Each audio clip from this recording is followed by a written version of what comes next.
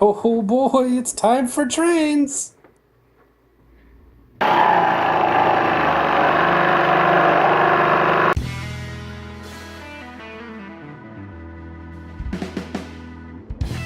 everyone, welcome back to the layout. I just want to give everyone a quick update as to our progress on the Marshline.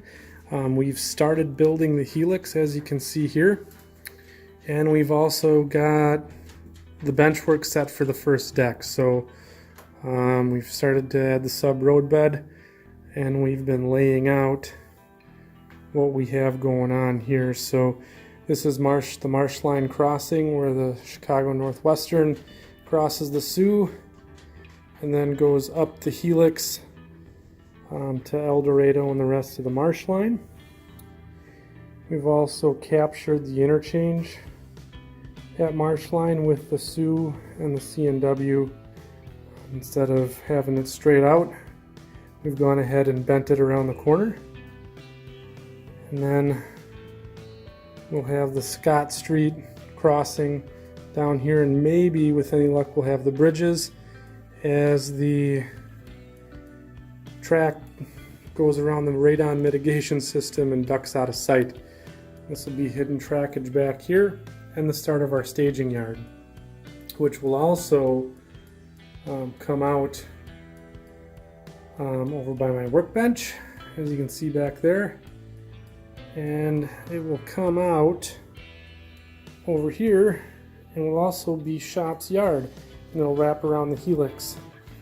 So as you can see here, we go around, we'll meet up with the staging yard, otherwise known as shop's yard, in the back, and we'll actually wrap around the utility, giving us room for storage and the access. We'll have to put an access point in here so we can get into the utility. Right now, that is what we are working with, and that's our current status. So I'll show you how I put some of the benchwork together. Okay, so I just wanted to show you how I scabbed together my sub roadbed and get all the pieces to fit together nicely.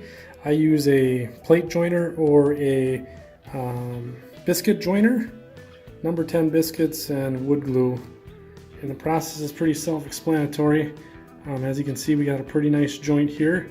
I'm going to use my superhuman strength to pull it apart. No, I'm just kidding, it's not even glued together.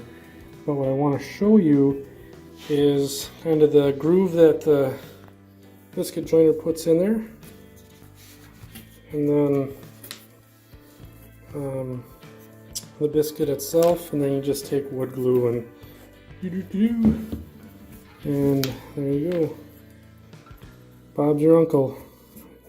You can join it right in, and then you just clamp it up, and you got a nice even, no bumps or anything like that in your sub roadbed, and it's perfect and ready for you to lay cork on. So that's how I do sub roadbed. Alright, so this is a look at my L girder benchwork construction. It's pretty simple. It's just 3/4 inch plywood, and then I use pocket screws to hold the top rail on itself.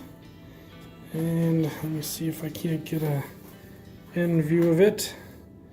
Just like that, all the way down. So that's your L girder. There's your L. And again, I don't get too carried away. I use pocket screws. That way I can take it apart if need be. That works pretty well. So that's what goes under my risers, and that's the foundation of my bench work for the Marshline. So here it's all set to motion, right? So we have our L girder bench work, as you can see here. Our risers screwed in underneath it, as you can see there, with just a drywall screw. And then our sub roadbed is screwed to that. So you can see here, I'm gonna move the turnout. Move the turnout, and you can see that there's the sub roadbed screwed in there. And then I have F and F, and my joint is right there. So that's where my biscuit joint is, and that's pretty much it. The whole thing's set to motion. So next time you join us on the Marshline, we'll have some road bed down, some more bench work built, and hopefully some trains running, maybe some track down. So I'll just take you around the helix one last time so you can see how it's built. Thanks for watching. If you're new here, please subscribe and make sure you click the bell icon so you can continually get updates on videos that come out on my channel. Thanks for watching.